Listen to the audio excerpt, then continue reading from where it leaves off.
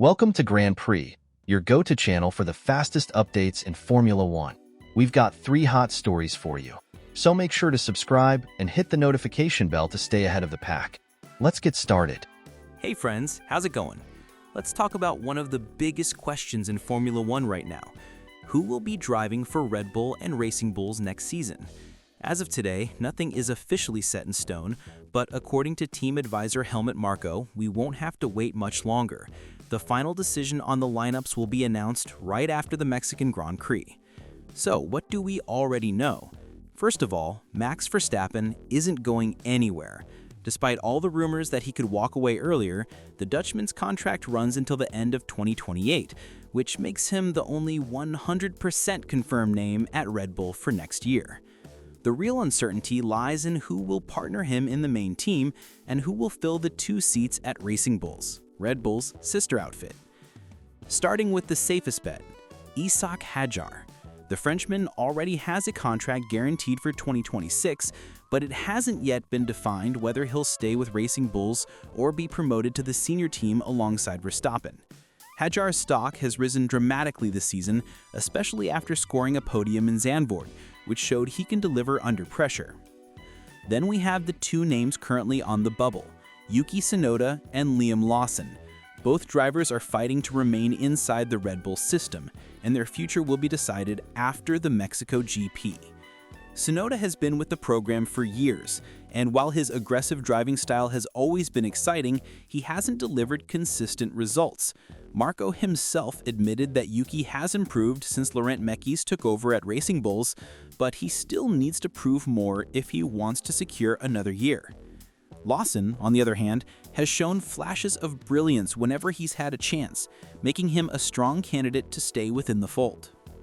And then there's the new blood, Arvid Lindblad. The 18-year-old Formula 2 talent is part of the Red Bull Junior Academy, and Marko has already gone on record saying that Lindblad is, quote, ready for Formula 1 despite his age. Rumor has it he'll even get a test in an F1 car later this year. That makes him a very realistic option for Racing Bulls in 2026. Meanwhile, speculation linking Red Bull to former McLaren junior Alex Dunn has been shut down. Marko confirmed that Dunn is not on the shortlist, not even as a potential reserve driver, so you can cross that name off the board. Putting the pieces together, here's the most likely scenario right now. Hadjar gets promoted to Red Bull alongside Verstappen, while Tsunoda loses his seat, and Racing Bulls lines up with Liam Lawson and Arvid Lindblad. It's a mix of experience, youth, and fresh energy, which is exactly how Red Bull likes to balance their 2 teams. But, as always in Formula One, nothing is final until it's official. Contracts, politics, and last-minute performances can change everything overnight. Just remember, the official announcement is expected right after the Mexican Grand Prix, so all eyes will be on Red Bull in the coming weeks. Now, I want to hear from you. If you were in Helmut Marko's shoes, what pairings would you choose? Who deserves that second Red Bull seat next to Verstappen? And which 2 drivers should line up for Racing Bulls? Drop your lineups in the comments. This is going to be one of the hottest debates of the season. Hey friends, how's it going? Ferrari just lived through a weekend to forget at the Singapore Grand Prix as the team faced a major braking issue that completely compromised the performance of their cars. These failures had already appeared in earlier races this season, but in Singapore, the situation escalated dramatically. During Friday practice, engineers detected a technical imbalance in the system. The right and left rear brakes were running at different temperatures. And that type of issue is especially critical in Singapore, one of the most demanding tracks on brakes in all of Formula One, with its slow corners, stop-and-go nature, and very few straights to cool the components. By just the 8th lap, Charles Leclerc was already forced to manage the defect, lifting off the throttle at the end of straights to ease the strain and reduce heat. But soon, the issue spread to the front axle, making the situation even worse. The race quickly turned into a test of survival, with Leclerc crossing the line only in 6th place, a massive 45 seconds behind race winner George Russell. Meanwhile, Lewis Hamilton also battled overheating problems and finished in 7th place, before later dropping to 8th due to a penalty, ironically also linked to braking struggles. The detail that drew the most criticism came before the race even started. Ferrari decided not to increase brake ventilation, even though they were fully aware of the risks. That choice was made to preserve efficiency and straight-line speed, but it backfired badly, as the brakes simply couldn't withstand the extreme demands of Marina Bay. What stings even more is that Ferrari's engineers knew this problem existed. Overheating had already been flagged in earlier races, yet the team judged it not critical and brought no updates or reinforcements to Singapore. That risky bet turned into a disaster, with fans and analysts alike questioning why such a critical area of performance was neglected for so long.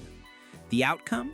Ferrari remains winless in the 2025 season, stuck in third place in the Constructors' Championship with just 6 races left. Once again, a questionable technical decision transformed what could have been a solid result into another painful red nightmare. So here's my question to you. What do you make of Ferrari's recent decisions?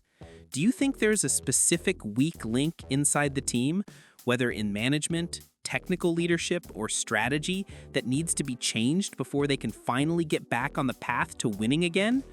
Or is this just part of the chaos that comes with competing at the very top? Drop your thoughts below, because one thing is certain: Ferrari can't afford many more weekends like Singapore. Hey friends, how's it going? Big update from the Formula One paddock, and it's not good news for Yuki Tsunoda.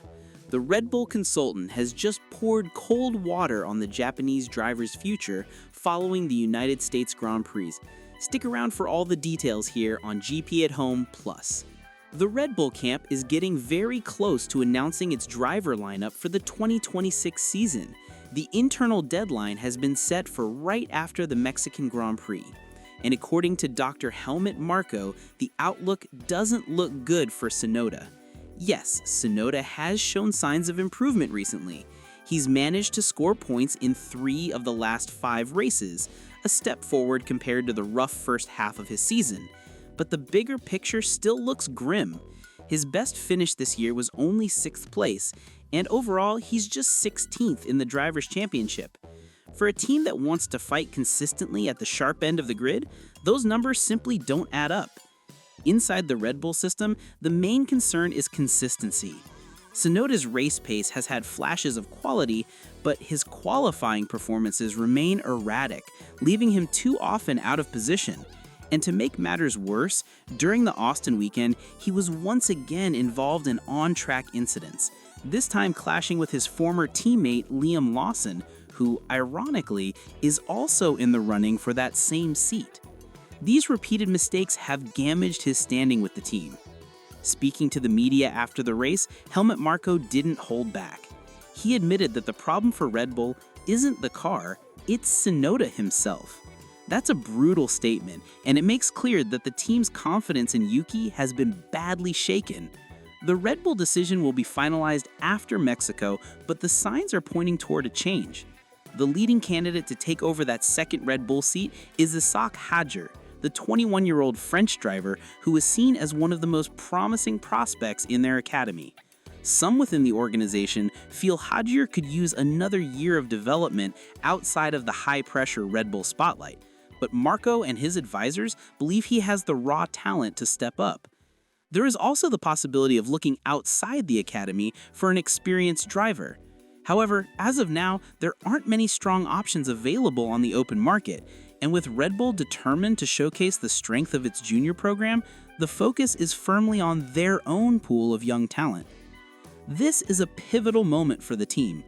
With a major regulation shift coming in 2026, Red Bull doesn't want to rely solely on Max Verstappen, as has been the case in recent years. They want 2 consistently competitive drivers to ensure the team can maximize points and maintain dominance in both championships. So here's the big question. Is Yuki Tsunoda out of chances? Has he already run out of time to prove himself? Or does he deserve one more season to show what he can do with the right support and a more stable car setup? Drop your opinion in the comments. Should Red Bull move on and put Ishaq Hadjar in that seat? Or should they stick with Tsunoda for at least one more year?